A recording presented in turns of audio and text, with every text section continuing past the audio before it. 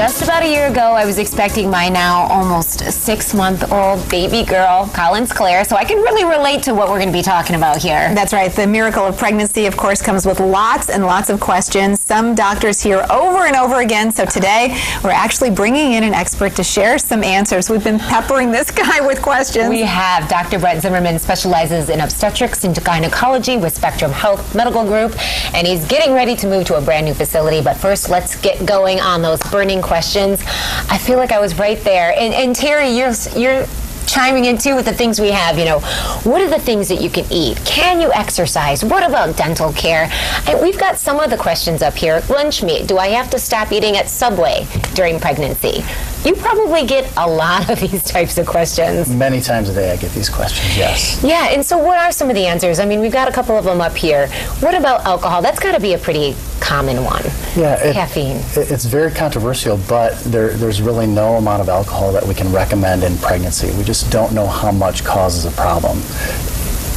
Is it a one drink? Is it binging? It's very difficult to tell, but we can never recommend any alcohol. So the safest thing to do is just to stay away from it completely. Well, and it's interesting how times have changed. When I was pregnant with my daughter, who's 19, my doctor at the time said absolutely no caffeine. And then when I was pregnant with my youngest, who's now 14, they said maybe a cup or two a day.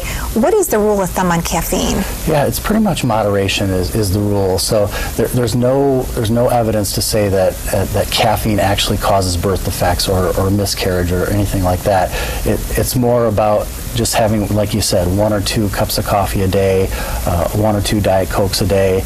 You don't want to be drinking 6 12-packs a day. That's of Diet Coke. I was talking with a woman last night at our ladies' night out, and she was talking about exercise, and she was pregnant and just getting cleared by her doctor to be able to do some. That's got to be a really good one too, because you kind of want women to stay healthy. Yeah, absolutely. Exercise is recommended in pregnancy 3 times a week, just like if you were not pregnant. Certainly there's other conditions that you, if you get during the pregnancy, that may modify that, certainly.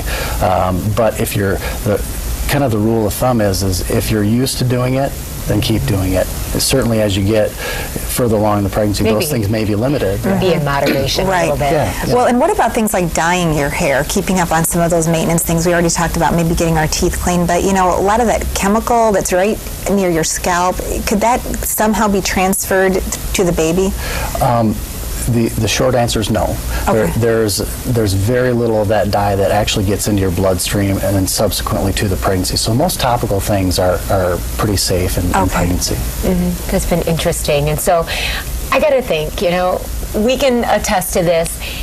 You are so on guard when you're pregnant. I think every other day was probably online trying to get a question answered just by like some of the ones that we had here. Can I eat sushi? What can I do? Is it best to maybe talk to a doctor? Because what I found is there are a lot of different people online giving a lot of different answers to my questions. Yeah, this is where the mother-in-laws come out of the woodwork. Yeah, they'll tell you everything that you need to know. But definitely talk to your doctor about what you can and can't do. And there's a very good website as well. It's called otispregnancy.org, and this is a teratology or the study of birth effects website. And there's a lot of fact sheets on that website that will give you a lot of good information about these everyday things. Well, and I think Dr. Zimmerman too, probably at least for me, I had such confidence because I developed a great relationship with my doctor through my pregnancies. Is that really for you and for your practice, making sure when your patients come in, they feel like, you know, we are an open book. We want to help you. We have nurses, we have people on staff who really can help you through your pregnancy. Yeah, it really is a team effort too. We have a lot of staff that can answer questions and get you the answers that you need, but a relationship is the biggest deal in the pregnancy for sure. Mm-hmm. And a brand new facility is always a nice thing too. It's great. Yeah, tell us about your new facility. We have a new facility opening up in Holland on 588 East Lakewood. And gorgeous. it's just an amazing building, state of the art. And it's the biggest deal with this is that there's 20 different medical specialties under one roof so that we can really coordinate care to the best of our abilities. It's you get your x-rays, your blood work, see your doctor all under one roof. And Ultrasounds. That is yeah, so everything. nice. Yeah, it's That's just, nice. yeah.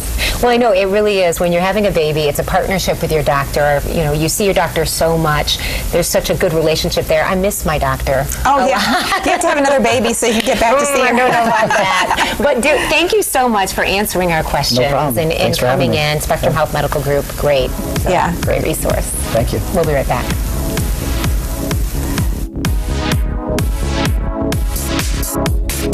That's West.